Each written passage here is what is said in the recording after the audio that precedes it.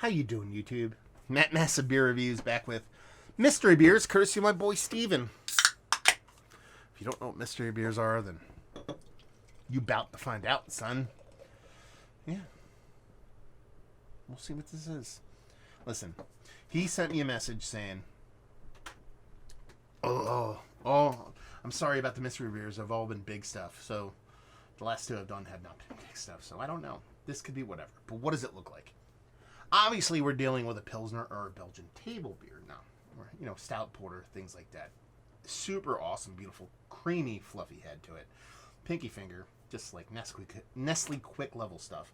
And just a big darkness. So, definitely has the part of a nice stout. Good nose.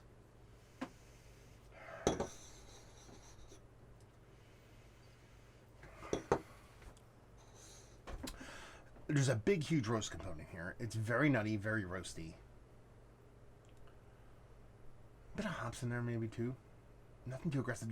That spiciness and the bittering that I am attributing mostly to the roasted malts, I think there's a little extra chutzpah to it, so I think there's a little bit of hops in here.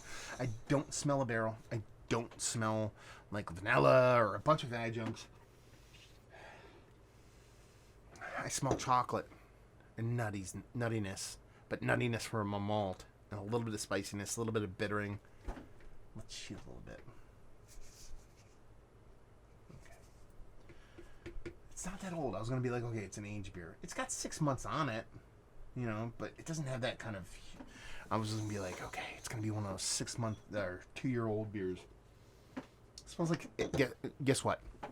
It's stout. I'm guessing it's a stout right now. I know I'm going out on a limb. Let's dive in. Cheers.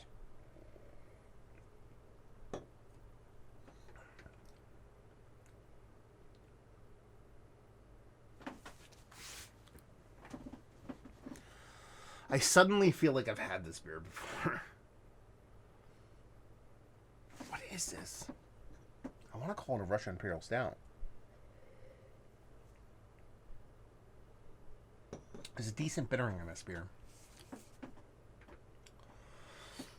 Definitely not Old Rasputin, I'll put it that way.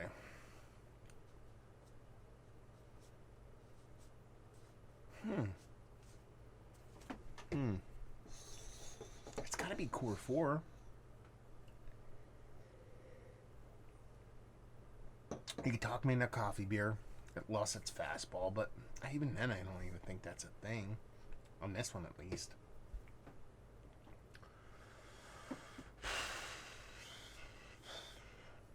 Let's see. Let's pick it apart. So, hops, definitely there. Aggressive enough for me to call it a Russian Imperial Stout, but not aggressive enough for me to be like, that's definitely one of those. Malts, running the game of the chocolate, definitely has a sweet side to it. It's not like a dry or a bittering beer, so it has to be of higher ABV. It's above 8. I'm debating within whether it's above 10.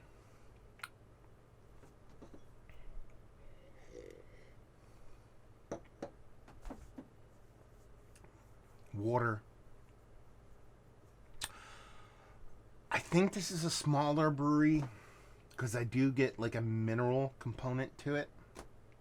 There's definitely something either done to the water or this is like the water that the brewery uses and what they do. And the yeast.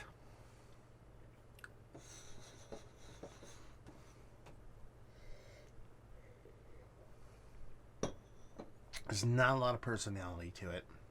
I think it's a worker yeast. It's meant to attenuate and get through everything. Because even though it's sweet, it's not overly sweet, but I think it's a bigger beer.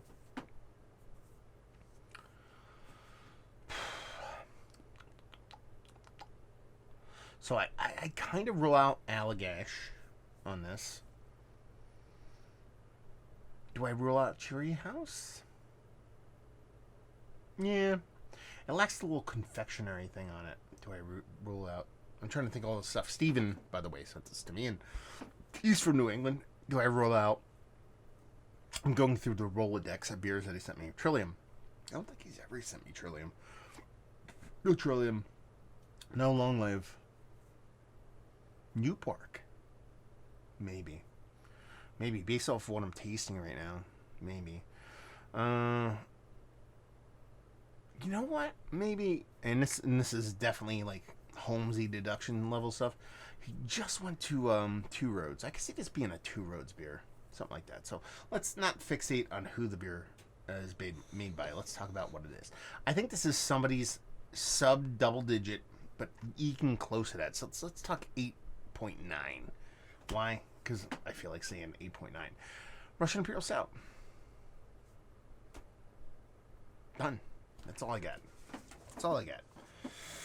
You promised me pull tabs. We were promised jetpacks and we were promised pull tabs. I have received neither, my friend. Okay. Relic. Okay, so it's none of the breweries I talked about. Now I'm kind of curious to see what this beer is. If there's a bunch of adjuncts in this, then Relic can suck it because it's not. They're not there. Rich and creamy Imperial Milk Stout. Okay, 8.5. So I was off by 0.4%. I didn't really get milk stout. There's a creaminess to it, but I was like, yeah. Oatmeal, sure, but milk, no. There's definite bittering to it. I think it's, and I should have said this beforehand, I think it's really tasty. I actually really quite like it. So I said a 8.9% Russian Imperial Stout. Here we have a rich and creamy Imperial Milk Stout at 8.5%. There's enough hops in here. That's where my Russian Imperial Stoutness comes from, and I'm okay with what I said.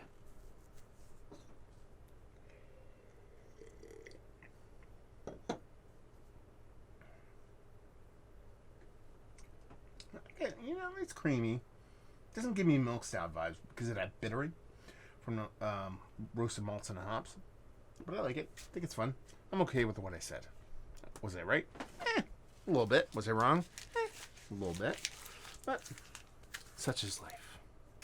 Anyway, I think it's really delicious. It's Core 4 Stout. It's not Core 4. Core 4 plus milk sugar. It's pretty damn tasty stuff. And honestly, probably one of the better beers I've had from Red Lake. Not that their beers are bad, but there's something about the simplicity of this beer that makes me kind of happy. Value and availability on this thing, I don't know. Tell me. I know we got Red Lake stuff down here, but I don't know what they cost, and leave you with if you like what we like this beer. If you like old school stout and you want a little bit of pizzazz, and that's the milk stout I'm talking about. You'll like this. So there you go. A review in the books. Hopefully you guys enjoyed it. Down there if you want to talk about it. If you've had this one, please let me know. And if you want to check me out doing the social media stuff, Beer Massif.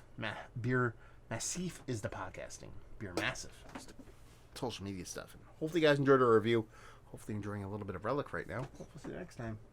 Cheers.